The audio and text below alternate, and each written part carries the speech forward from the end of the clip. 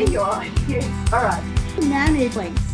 It's busy. It's busy. It's good to feel like you have meaning. That's what they all say. Life is about having a sense that we're having an impact. So thank you for this opportunity. So our guest today is Randy Kasper. And I'm going to just ask you, Randy, just to please tell everybody your background and what it is you do. So I'm a licensed clinical psychotherapist. I just got reinstated in New York yesterday. Wow, congrats. So between New York, California, and Texas, I know I sound so Southern. I've been practicing for 35 years. Right. And 30 of those years, I've been affiliated with the American Institute for Mental Imagery, which is all about mind, body, and spirit. And now that we've all been plunged into limited external life, there's been so much more popping up about how to develop our inner life. Okay. So it's been really wonderful. So I'm a licensed clinical therapist and I'm a professor at Cal State San Marcos, and I've taught graduate students and doctoral students in different fields of therapy, psychology. Fantastic. And yeah, and I have I'll just stop there. No, when you're there for 35 years, you get a kind of long resume. So just being alive, you end up having a lot of experience in a lot of different fields. I bet you do. Absolutely. We just hope that the information that we're going to be providing today will be useful to some of our members, because a lot of people have been sharing with me that they're struggling with all sorts of things, anxiety, conflict within the home. So we need some coping tools, and I have layman solutions to provide people, like exercise, but how to deal with anxiety. I deal with it by going and exercising, watching television, and doing my crafts. But that's why I thought we'd have people like yourself on, Randy, who have the background that can offer more concrete, educated solutions than I can as a lay person. You know, most of us now too are also, our schedules have been so disrupted.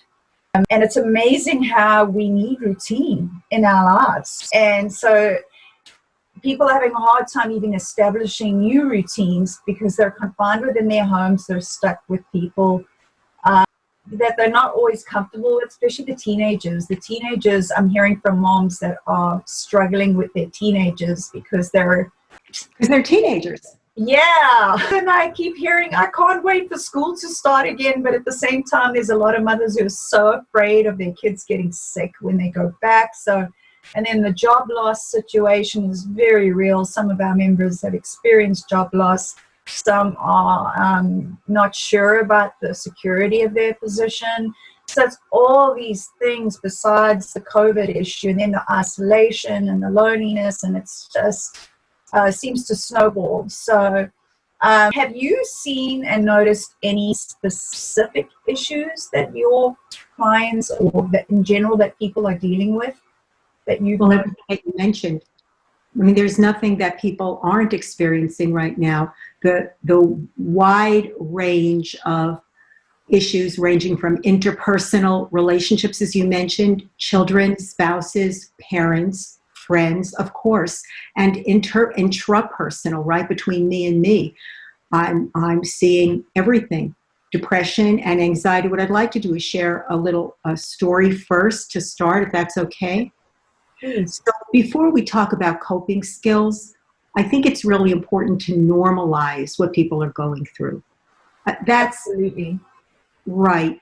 So I went to a convention that's spectacular. People come from around the world to go, and we're fortunate because it's in Anaheim. So if you can go, I recommend it. It's every several years. Evolution of Psychotherapy. Highly recommend it. You can Google it. I get no kickback. But it really is masters in the field who come together to speak and meet. And I went to one probably 12 years ago now, and Patch Adams was the speaker. And some of you may know that name. Robin Williams made a movie of him, the Gesundheit Institute, because he really believed in the holistic approach and he wanted to make people laugh. He walked around with a clown nose. So here he was at this very serious convention talking to many thousands of psychologists and therapists. And he laid into people. He laid into them. And he said, y'all love diagnosing people. And we have this epidemic of depression in our culture. And by the way, I teach diagnosis, so I get it. And we do have an epidemic of diagnosing. He said, when I see people who have been labeled as depressed, 9 times out of 10, they are lonely. Wow. That was enormous for me. So people were really annoyed, but I have never let go of that. And when you look at the diagnostic criteria for depression, in many, many ways of being depressed, there are different ways of being depressed, and just the layman's, as you say, experience of being lonely, they match up in terms of motivation, in terms of hope for the future, in terms of energy, insomnia, levels of hunger. They really, really dovetail. So I want to normalize that. People, don't pathologize yourself is what I'm saying. If you're feeling low, if you're feeling who's not? If you're not feeling disconnected, call me because there's something wrong with you, right? You're delusional. I love Zoom. I've never had a better social life. I'm seeing people I haven't seen in 30 years. We're having happy hours and brunches. It's still not the same. Of course, you're feeling disconnected. That feeds into depression and anxiety and anger. So, bottom line, notice, self-awareness. If you are going through such a sense of isolation, which we are, it's normal to feel depressed. Now, that doesn't mean we're going to minimize the need for coping skills because we want life to be fulfilling. Again, first step, don't pathologize yourself. That only makes it worse. So I really wanted to share that. I like that. Yeah, because you immediately diagnose yourself, self-diagnose as being depressed. Maybe I need antidepressants, but this is an extremely stressful time for people. This is not, we've never really dealt with this. I haven't at my age, I haven't. So some generations, I don't know if they would be, they'd be over 100. The 1918 Spanish flu was pretty serious. It was not the same because people lived more communally. They were closer, and if they did live in a home that was more rural, they had larger families around them, by and large. I love words. And when I work with clients, I will use their words, and I'm so specific because it's the way we condition ourselves through our words and our images, which are correlated with words. So a word that people don't realize that's so impactful, when you rent a home, and it's like 3 rooms and there are 17 of them on the same floor. What's that called? What are you renting? You're renting an apartment. Right. Think of the word apart. I really pay attention to this stuff. I'm really word geek. You're together, but you're not really a community. So this is unprecedented in our species.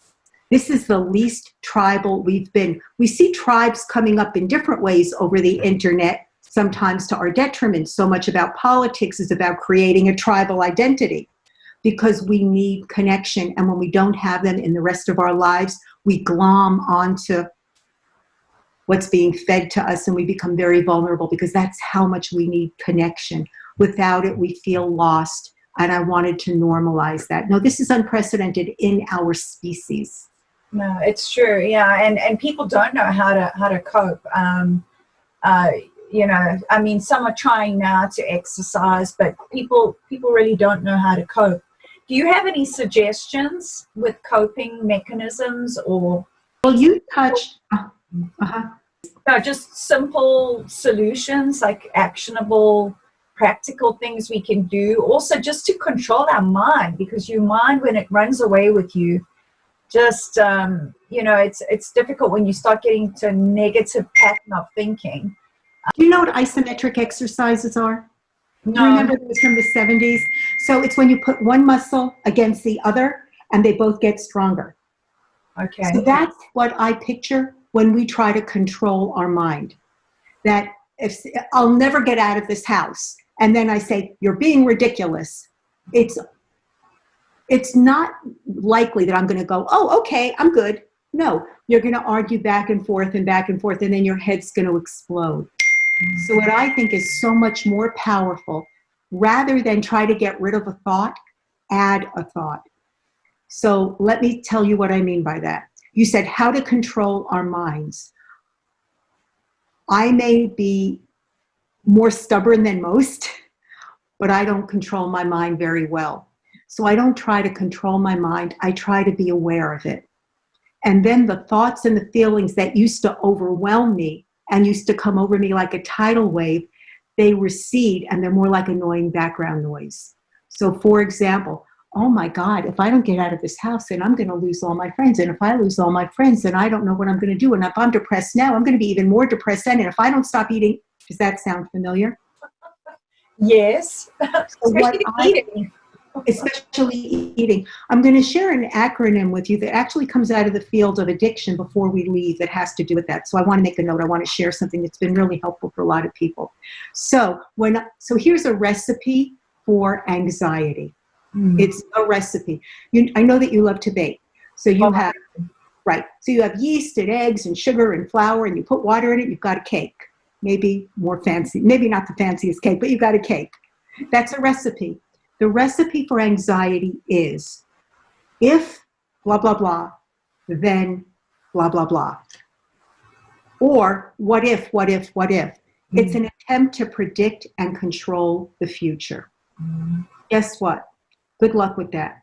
Yeah, we have no control. I mean, this is revealing that right now. We can influence it, but we can't control it. And our wisdom knows that. Our intuition knows that. So we spin more and more into anxiety. So what do we do when that comes up? Because it still comes up for me. If this happens, then that'll happen. But if that happens, then this will happen. And if that happens, okay, right now my cat is scratching the chair. And I'm thinking, oh my God, if she doesn't stop scratching the chair, I'm going to have to get new chairs. My husband will really be pissed. And if he's really, it's always like that, right? You've got a cat, okay. I've got two. That's another thing. Get animals. Get animals. They're lovely. Coping skill. End of conversation. Yep, they're what I do. Yes. So what I do when I hear myself saying, what if, or if this, then that, I take a breath and I go, there it is. So by labeling it, I'm having a little bit of space. So I'm not controlling my mind. I'm noticing my mind. Okay. And when I can label it, I'm creating a space. And that's like an air pocket when you're drowning. You don't need that much of an air pocket to not drown. It's called perspective. Okay. That's why humor is so important. Not only does it increase oxygen, but it gives us perspective. So you want to say to yourself, and you're not going to be able to do it all day, but just a couple of times a day, when you hear yourself saying, if this, then that, or what if, don't argue with it. Just go, there it is. So awareness. Awareness is enormous. People know that awareness is important, but we don't know how to be aware or what we should be aware of. So I always say it's very, very simple. It's just not easy. Right. And every time you notice it, you're doing one bicep curl. So don't expect, it's all about the practice. And this is going to take weeks, but the power of will recede. It will recede. That's promising. Well, that gives people definitely a coping tool to just be aware and to note, because often we don't think about what we're thinking about. It's automatic. We take it for granted. It's like asking a fish, how's the water? Like what water? We don't notice it. It's just natural to us. Right, exactly. That's why I'm such a big believer in the recipe, because I'm giving you something specific to look for. If this, then that, or what if. Well, it's actionable, and that's what I like about it, is it's you have to do something. You have to basically be thinking about what you're thinking about and recognizing your thoughts, which is helpful. Like I said, a lot of people just lapse into a cycle of thinking, I'm scared, I'm scared, I'm scared, I'm scared, and then the heart rate goes up and the sweating starts and you can't breathe, and so you're not thinking it through about, okay, I'm scared, why am I scared, and is this going to kill me? And so just thinking about your thoughts, being reflective about them. We weren't trained about doing that when we were growing up. I wasn't, that's for sure. No. And to use your example, what I would normally do is, I'm scared, and now you said you feel your heart rate goes up, right? Oh my God, if my heart is beating this bad right now and I'm not even under stress, what's going to happen if it gets even worse? And so I'm already in the cycle of if this, then that. So what you want to do is take a breath. The breath is the way to metabolize or digest all the info you have in your head. All of us are smart. We've read a ton of self-help books. We've seen 8,000 videos. We have 100 podcasts on how to help yourself. To get it from here to your gut, you want to do the breathing. Right. That's how you internalize it. Because the head, it's great for fixing cars. It's not great for bringing down anxiety. It really isn't. We want to get it into your gut, and that's through the breath. So deep breathing. And I would just say belly breathing. Is it deep breathing, or is it just slow? Just close your eyes and 1, 2, 3, 1, 2, 3. What is the best method? Is there a particular method? There are many methods. I encourage people to Google what they like. I'm a pragmatist. And so I just go for the low-hanging fruit. I just say do slow, relaxed belly breaths. I've seen too many people come to me who are working so hard at being good breathers. Counting to 3, counting to 4. Now you have another thing you're failing at. And I would say ease up on yourself. Expectations and standards are a huge issue right now because everything is so different and we suffer so much with expectations of ourselves and others. So I would say easy and soft breath through your abdomen. And that's all. No other pressure, no other assignment. Now, if you want to get a little fancier, you can do yoga breath or swimmer's breath, which is a long, slow exhalation, about twice as long as the inhalation. And you want to breathe out through your mouth and in through your nose. And you start with an out breath. The body responds with your parasympathetic system. It kind of chills your body more than, think about it. When you want to wake up, what do? So how's that going to relax you? You know, it really stimulates the vagus. Yeah, or cortisol levels. Yeah. Right. So yes, you can start with an out breath, long and slow, relaxed. I don't use the word relaxed. I find it to have too much pressure. I'm so pragmatic. You know, people, if they come to me and I go, oh, just relax. Could you imagine?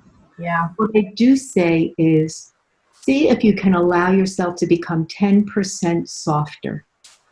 And then we'll do imagery, we'll do some breathing, we'll do some talking. But the goal is to release the weight that we're all carrying right now. So that recipe for anxiety is actionable. The breath is actionable. I can share a quick, so let me share this with you because I mentioned imagery. What I've done a lot is if you imagine the figure 8, okay? So if you imagine the infinity symbol, but yes. That's exactly right. That's exactly right because it's unending. It's an unending process or practice. Imagine the fulcrum of it, the center of it being somewhere around your solar plexus. And just allow whatever color comes to you internally. See it swirling from your solar plexus to your head, back to your solar plexus, through your belly, up again. And it's that infinity sign, that figure 8 internally as your eyes are closed and you're breathing for maybe 45 seconds, no more. And the idea is the intention, because everything starts with intention, is to digest and internalize what's in your head and in your gut. So they're working together, not against each other. And you just imagine the thoughts going down and the feelings coming up and the thoughts going down and the feelings coming up. Nothing to do with logic. Yeah, but it's refocusing you. Because you're not in that loop of, I'm afraid, I'm afraid, I'm afraid. You're now focusing on that imagery of the infinity symbol and you're doing something. It's and very just doing, excuse me, your words, and you're doing something. Doing is empowering. We're all feeling so helpless right now. We're getting so many instructions. We don't know what to believe. Well, some of us may believe more than others about certain things, but we're getting so much information from so many disparate sources that we're just like, yes. So just the fact of doing something has a ripple effect. So when you feel you have no control, I know I said this earlier, over your external circumstances, you want to really dive into your internal circumstances. Think about Nelson Mandela. Oh, I love him. right? Talk about being in prison. Talk about having almost no control over your external reality. Look what he developed internally. Holy moly, right? Amazing. Amazing. Yeah.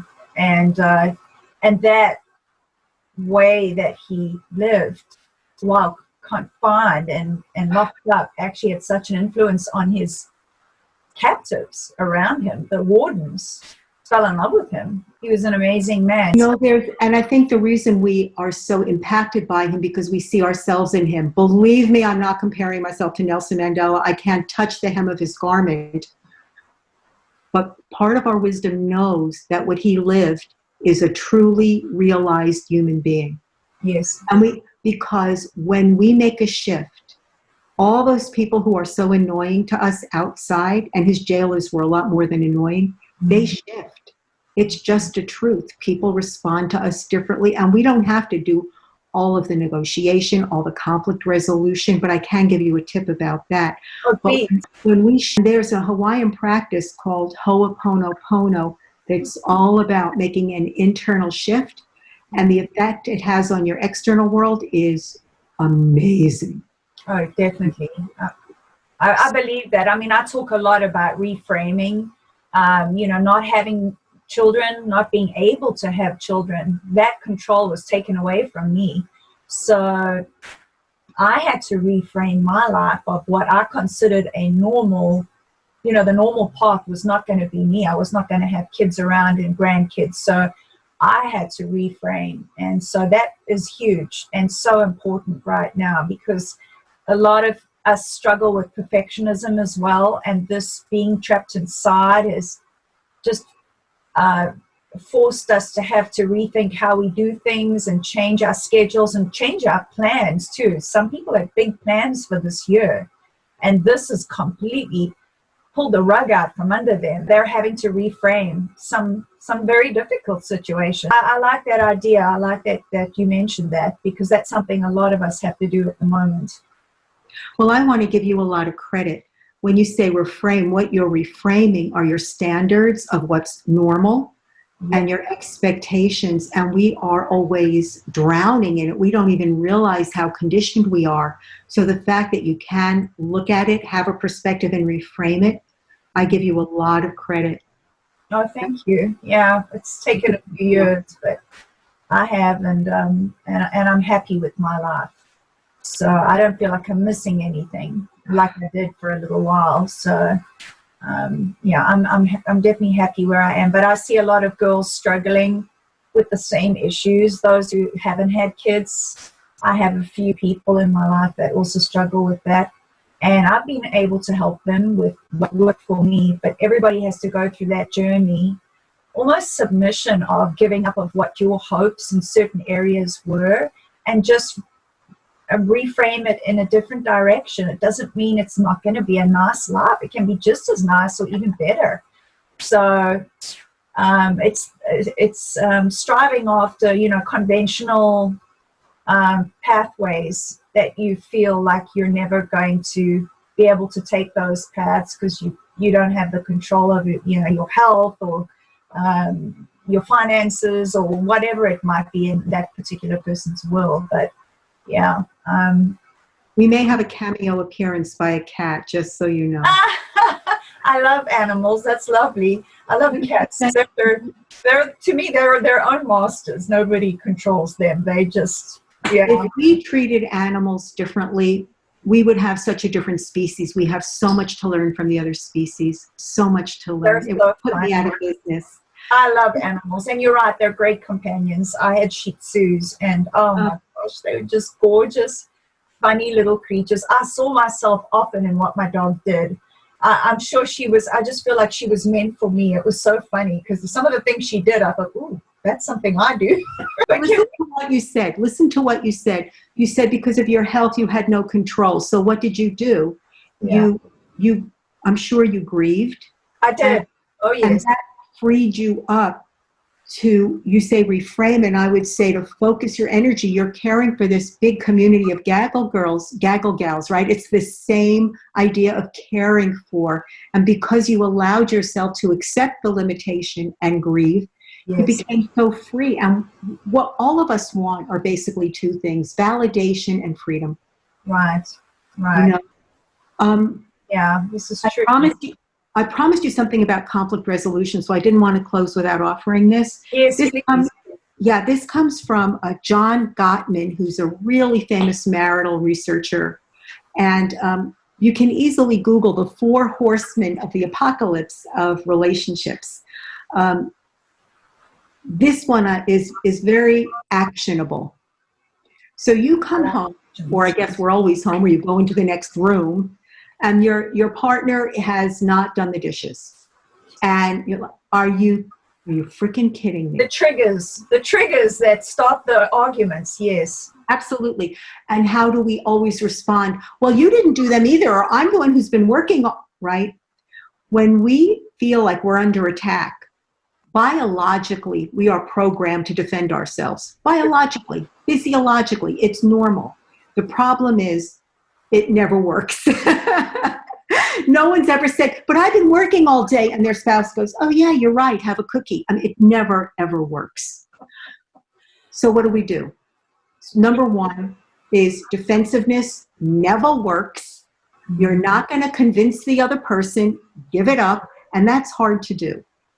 That's hard to do, to not try to convince them when you know you're right? Because I can promise you, I am always right. Glenn doesn't see it that way. He's wrong, but that's how it is. Okay. So what John Gottman suggests, and I have seen it over and over, and it's fabulous, is say one thing from your partner's point of view that you agree with, and that should be the first thing out of your mouth. So, and it should be something of substance. So for example, are you kidding me? You didn't do the dishes? So of course you're going to say, well, I've been working. Rather than that, you say, it's a lot of dirty dishes. It's true, and I didn't do them. It's absolutely true. And notice my voice. I'm not like, yeah, there's a lot of dirty dishes. Okay. So it takes practice. Yep. It disarms the discussion. It disarms the fight and creates a discussion. So then you can say your point of view. There's a ton of dirty dishes. I know that you're really tired. I'm really tired. It's been piling up for 3 days. Maybe we make a schedule or something. I'm not, it's just the first inroad into not escalating. Yeah. So it takes practice. You and your partners will find your rhythm and what works and what doesn't. But let's say this. Are you kidding? You didn't do the dishes. I've had people say, well, I agreed with them. I said, wow, you're really angry. That's very unhelpful. It's patronizing. Don't do that. Say something of substance. I didn't do the dishes. I didn't. And I know that they're piling up and you probably expected me to do them. I understand that. I got 14 phone calls today to save the world. So you have to say something from their point of view that you agree with. That's the first thing out of your mouth. Right. That's a good tip, definitely, because we do react often out of frustration, and the frustration comes across as anger and animosity, and it definitely gets the backup of our partners. Being Italian, we're pretty lively characters too, so I used to raise my voice, and then it didn't work with my husband. How did you make that adjust? So how did you adjust so that it did start working better? What did you do? I read Men Are From Mars, Women Are From Venus. Have you read that book? I do. I did read it. Yeah, John Gray. Yes, he is a relationship therapist. Yes. His tips were very helpful. When we used to be too angry to talk to one another in a nice, respectful way, we would write letters. So that's something that maybe I would suggest to some people, is if you're so frustrated and angry that your tone of voice cannot be modulated down, where you're not shouting, then write out something. But his tips were how we lead in, like you said, recognizing that have empathy for the other person too. It's called a soft startup. Yes. When you're in general, you start with if you can, if it's not really heated, start with appreciation. Okay. And start with validation. Yes. The other thing about writing the letter is nothing beats a timeout when you've just had it. If you need time apart, but the trick to a timeout is giving people the time that you're going to come back so that no one feels abandoned. If you say, I'm out of here, I need a timeout, that person's going to be bleeding emotionally, and that's not okay. If you say, this is getting unhelpful, I need a timeout, I'll be back in an hour. Okay. So you want to give them a return time. Now, let's say let's say the hour has passed. Right. And you're still like, you call them in the hour, you go, I'm not ready yet, give me till the end of the day. You must keep your word. Okay. Writing a letter serves two purposes. One, you're not expressing that awful tone of voice. Yes. You can think about your words. It also gives you time away. Yes. So timeouts are valuable, but you must give people a time when you're coming back so people aren't abandoned. Yes. Yes. No. And for me, empathy also worked for us. Is just saying, look, I recognize that you're tired, and you have a very stressful project, for example. But I'm also tired, and we need to get the dishes done. So can you do them tomorrow? So that's a good piece of advice, though, is just empathy, and in the tone of voice. Don't speak if you're going to be disrespectful or frustrated and come across as angry. I'm sorry. No. If you're going to ask for honest feedback, you have to be prepared for it. So in general, when you're asking people how you come across, you want to go to 3 levels: your intimates, your acquaintances, and people you barely know. So good luck with that. It's really helpful when you're having conflict to carve out a time together to go over and review whatever you need to review. Make it structured, especially the way we are now with so little structure, so much chaos. Again, the more external chaos, because health is balance. We want balance. So when there's a lot of chaos externally, we want more structure internally. So if you have all kinds of chaos outside your home, make your home a little more structured. Set time to have rituals that you do alone and with your partner. And a ritual is different than a habit, and it's different than a routine. A ritual is something you do regularly, whatever that might mean to you, with intention. What's the intention behind it? So sitting down with your partner to go over the problems of the week is very different than sitting down with your partner to talk about what's been working and how to make it work more. It's very important to have a strengths-based approach. So many people go to marriage counseling, and it just makes things so much worse. Really? Because they go and the therapist will say, so what should we talk about? What went wrong this week? What are your problems? So they talk about their problems, and they talk about their problems. And is it any wonder they come out going, oh my God, kill me now. I didn't even know how much I hated that guy, right? So we're not talking about denial or minimizing at all. But you know that old expression, what we water grows, and what we feed, what we nourish grows. So choose what you feed. What worked well, start with that. Right, because otherwise and then what is focusing on the negative. And you're not looking at any of the positive attributes in your relationship and what you love about that person. It's really important to ask for what you want. And it's really important that what you want be actionable and specific. So when you say, I want you to be more thoughtful, that's a setup to fail. What does thoughtful mean to you? There's that book that many people know. It's a pretty good book, actually, The 5 Languages of Love. It's pretty good. I haven't read that. I'll have to look. It's pretty good. Very easy reading. And so one language may be, I'm going to wash the dishes every day to show you that I love you. But if your language is you need to hear the words. So when you have conversations, you really want to be very specific about what you want and what you need. You also want to be specific about what's not working. So you don't want to say to your partner, wow, you're a slob. What do they do with that? What you want to do is say, I really would appreciate if you'd pick up the towels every night. That's something they can do. Right. We hope. And men and women communicate differently. I mean, I found that anyway, as a layperson. Men are when you give them a problem, when you're having an issue, they want to solve it. Right. We want to have people listen to us often too. You know, as women, we just talk. I just said to my husband, I just want you to listen to me. That's all. Just listen to how I'm feeling. And he says, well, then I want to fix you. I want to fix you, help you with all these issues. So how do we address that? You know, I mean, just we need to be able to communicate maybe what we're looking for from our husbands instead of just saying, you're not romantic. Let's tell them what it is we want from them. So, you want to tell them specifically what you want from them and why. Mm-hmm. So you don't just say, you don't bring me flowers. I want you to bring me flowers every week. Because I don't feel loved. Okay. I would say, because when you do, I just feel so romantic towards you. Mm-hmm. So I would take the strength-based approach.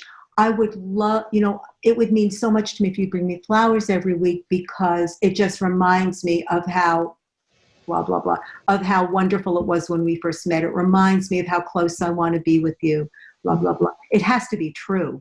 Mm-hmm. So whatever that is, Mm-hmm. So you have to be as specific as possible. Mm-hmm. And this is a bit of a stereotype, but as we're talking about, men are from Mars and women are from Venus, and men are more action-oriented and women are more connection-oriented. So it's a bit of a stereotype. You may find it helpful, you may not. Here's another language trick. Most of us say feel when we're not talking about feelings at all. I feel like we're not romantic anymore. That is not a feeling. Talk about a filter. Scratching your furniture, so there's improvements. So I wanted to offer you a language trick. Okay. So I feel like we're not romantic is not a feeling. It's an observation or an opinion. But we say I feel like this conversation is going on forever. That's an opinion. It's not a feeling. So thank you, Billy. So the language trick is when you hear yourself saying, I feel like, or I feel that, 99.9% of the time it's followed by an opinion or an observation. Why am I telling you this? Billy, stop it, Billy. I can get her away, but I'm getting a kick out of it. Go away. Here's conflict resolution. Just go away. Just go away. It worked. Oh, that's very actionable. Very actionable. If everything I'm saying doesn't work, just swat your partner. Oh yeah, touch her. I love that. That really worked for him. So feel. Yes, you're right. Words. Us women use the word feel a lot. I mean, and the stereotype is it can intimidate or make men feel defensive because they don't know what to do with our feelings. They can't fix our feelings. So when they say, I feel like you're not romantic, they're like, I'm gonna. I notice that we're not romantic. It would mean so much to me if we went out to dinner, a much cleaner path to getting your needs met. Rather than, I feel like we're not romantic. I notice we don't do romantic things. So I'm saying I notice, I think, I've noticed, it seems. Those are more impactful words. I agree with you. Words do matter. Words matter. So if your husband or your partner, woman, man, cat, whatever it might be, doesn't feel comfortable in that feeling place, you're not helping yourself. And most of us do it. Men do it too. I feel like this week won't ever end is not a feeling. I feel like politics has gotten out of control is not a feeling. I feel frustrated. I feel frightened. I feel sad. I feel excited. None of those are, I feel that sad. I feel like. See? So that can put people off when they don't go into that feeling place, going back to men are from Mars, women are from Venus. It's a nice little language trick. Yes, no, it worked for me, definitely. And people need to hear these kinds of tips because, like I said to you, most of us don't grow up learning them at school. Where do you learn how to equip yourself this way in your relationships to, build better relationships and communicate better with one another? Because often we end up shouting at each other because we're frustrated and we don't feel like we're being heard properly. And it's because we're not communicating effectively. We're not using the right approach and we're not using the right words. with exactly that script that you mentioned about approaching your husband or your partner that way, he's more willing to listen to what you say than get his defenses up. If you just come in accusing him and shouting at him, he's immediately going to respond in a defensive mode versus coming in with saying what you said. I noticed that we don't do anything alone together without the kids. Can we set up a Friday night date, even if it's outside in the garden alone, you and I having dinner with a candle, and I'll make you something nice Friday night, or get a takeout without the kids, so it's the solution as well as the problem.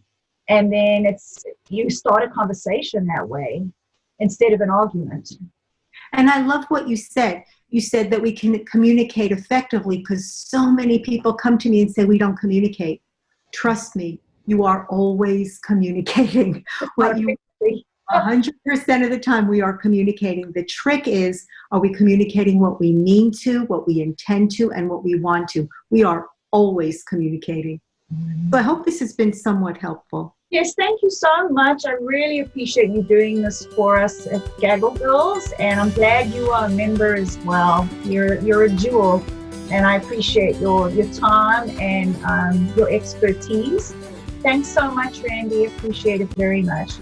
Christina, you are a gift to the community. It's a real privilege to be leading Gaggle Girls. It's a passion project for me. It means a lot to me to build friendships and authentic relationships. That's what this group's about. And diversity within the group is important to me. We have so many people from different skin colors, different cultures, and I just love that we're so connected with one another, and we have so many beautiful friendships that have been built. I've been so blessed to meet these ladies too. They are also just such treasures in my life. So it's been a real honor. Yeah. Well, I'm glad I made the call. Whenever that was, so many months ago now. I'm so glad I did. So thank you. Mwah. Oh my gosh, I feel that you're in the group, and we've got so many beautiful individuals in this group and caring people. I mean, this community is just so wonderful. So I hope it'll continue to grow. And my goal is to get it to replicate in all the areas that we can all have this community again. Because I've been feeling exactly what you were saying, is there's a disconnect in community. There's it's not the same. We don't have that tribe communal feeling anymore, or environment. I grew up with a big family who would sing and have parties on weekends, and everyone would get out their guitars and start singing, and all my cousins would be running around in family. And so being isolated for me moving here was very, very stressful and very different from the way I grew up, and very lonely. And everyone's, I would like to see that changed. I would like to see more of a community in our neighborhoods, especially with women. We're the backbone of most families. And I think this can be very impactful, this group. And just getting people to get out their homes, to not be isolated, to develop real friendships, not just send emojis on a digital platform to each other, but really have good conversations and care for each other. So it's great. Grab a cup of tea with someone.